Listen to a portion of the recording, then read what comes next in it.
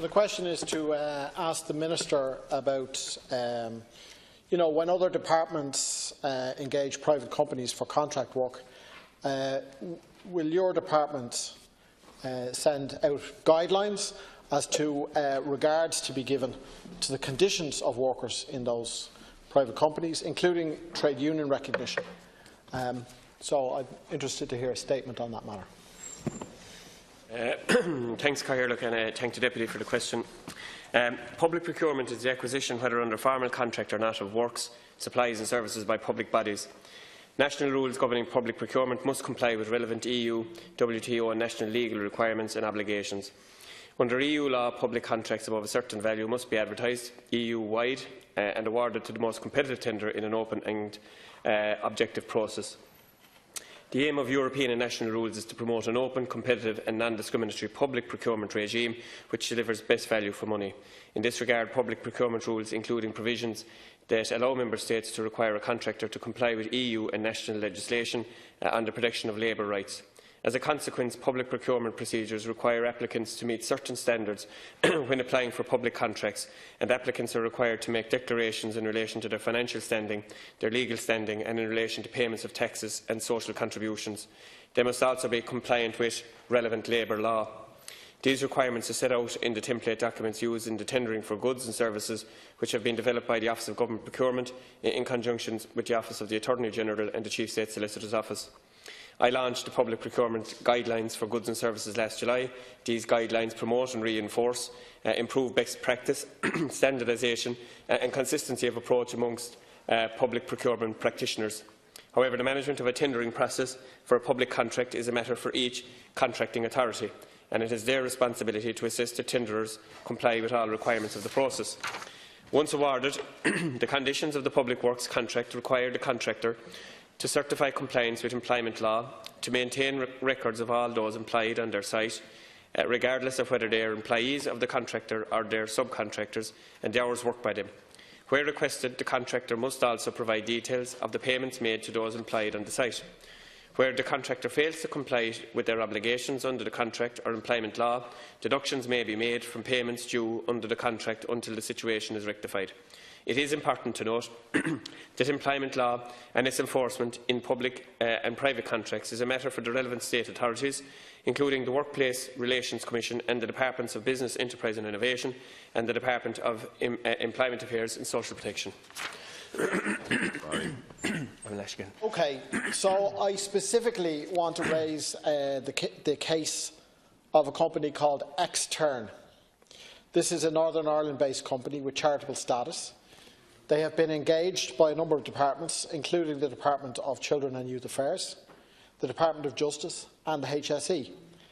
They have 450 employees north and south. They operate in 40 locations across the island and provide services, they claim on their website, to 15,000 persons.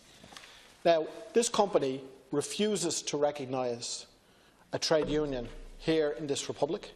The union in question is the Unite trade union, and the official who has been making the efforts is Mr Roy Hassey. But yet, the departments, when contacted by the union, refuse to engage. The Department of Justice, in a written response, say they are referring the matter to you and to your department. Now, non-recognition is bad enough. What's more galling, again, is the fact that Extern also obtained contracts of a similar type from government departments in Northern Ireland. Yet their employees' union, NIPSA, the Northern Ireland Public Service Alliance, is recognised by Extern management. So my question, can you stand over such partitionist double standards? The fact is that your colleagues in other departments seem not only to stand over it, but to reward it. Cathaoirleach, the Deputy raises a specific case which I haven't heard of before. It's the first time that I have heard of it, so I'm not going to comment on a specific case. To do so, I think, wouldn't be fair, to be quite honest about it, because I don't have the details, and I'm not going to do that. I have taken a note of what the Deputy has said, and I'll review the matter when I go back to the Department with the relevant officials.